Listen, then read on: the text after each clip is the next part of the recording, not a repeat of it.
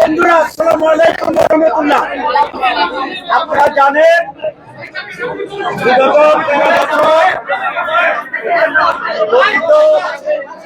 13 বছর স্বৈরাচারের কারণে আমাদের কেন্দ্রীয় অফিস বন্ধ ছিল।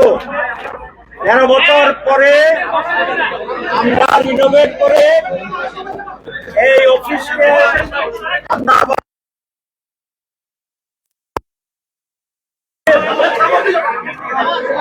বাংলাদেশ জামাত ইসলামী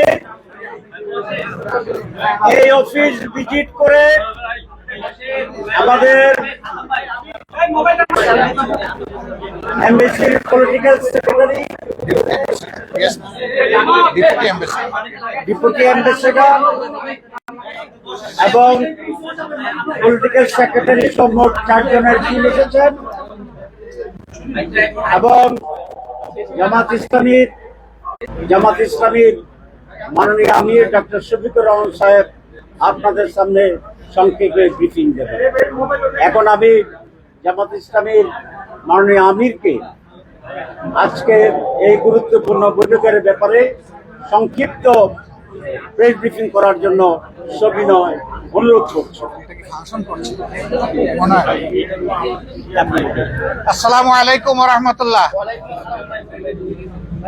সবাইকে আজকের এই বিকেলে শুভেচ্ছা জানিয়ে আমরা সংক্ষেপে বলতে চাই যে আপনারা ইতিমধ্যে দেখতে পাচ্ছেন বাংলাদেশ জামাতে ইসলামের কার্যালয়ে পিপলস রিপাবলিক অফ চায়নার বাংলাদেশ এমবেসির মাননীয় অ্যাম্বাসেডর এসেছেন, তার সাথে ডেপুটি অ্যাম্বাসেডর, পলিটিক্যাল অ্যাটাচি এবং আরো গুরুত্বপূর্ণ সদস্যরা এসেছেন। 4 সদস্যের টিমে উনি নেতৃত্ব দিচ্ছেন। আমরা দীর্ঘ 1 ঘন্টা একসাথে বসেছি, কথা বলেছি, 2 দেশের স্বার্থ সংশ্লিষ্ট ব্যাপারে আমরা কথা বলেছি, কিভাবে চায়না এবং বাংলাদেশ আরো কাছাকাছি এসে আমরা একসাথে কাজ করতে পারি, আমাদের শিক্ষা, সংস্কৃতি, ডেভেলপমেন্ট এই সব ক্ষেত্রে আমরা একসাথে এগিয়ে যেতে পারি, সেই বিষয়গুলো আলোচনা হয়েছে। তার পাশাপাশি বাংলাদেশে রিসেন্ট যে পরিবর্তন হয়েছে সেই বিষয়গুলো আমাদের আলোচনায় স্থান পেয়েছে। আমরা আশা করছি আগামীর দিনগুলোতে 2 দেশের জনগণ, 2 দেশের সরকার, পার্টি টু পার্টি আমরা আরো ক্লোজলি কাজ করার সুযোগ পাব। আমরা আমাদের পক্ষ থেকে আপনাদের মাধ্যমে আরেকবার আমাদের সম্মানিত অতিথিবৃন্দকে এখানে আসার জন্য অভিনন্দন জানাচ্ছি এবং আমরা আশা করছি আগামী দিনগুলোতে আমাদের এই ধরনের মিউচুয়াল ডায়ালগ অব্যাহত থাকবে 2 দেশের স্বার্থে। আমরা অনুরোধ করেছি ওনাদেরকে আমাদের দেশের ডেভেলপমেন্ট পার্টনার হিসেবে গুরুত্বপূর্ণ পার্টনার হচ্ছে পিপলস রিপাবলিক অফ চায়না। আমরা আশা করেছি এবং আমরা অনুরোধ করেছি তারা যেন বাংলাদেশে তাদের ইনভেস্টমেন্টকে আরো বেশি ইনক্রিজ করেন। আমরা আশা করছি যে তারা এটা সক্রিয় বিবেচনায় নেবেন। আপনাদের সকলকে ধন্যবাদ জানিয়ে আমার কথা এখানেই রাখলাম। নাও রোহিঙ্গা ইস্যুতে আমরা অনুরোধ করেছি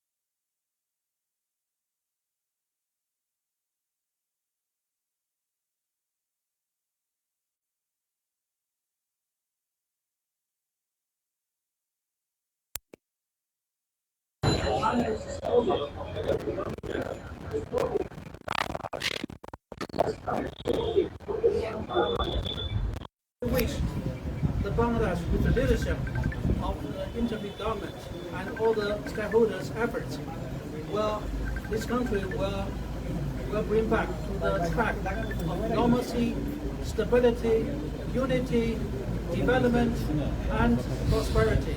So during the we see a lot of cooperation we can undertake together with Jamaat Islami, and we also are committed that as for the repatriation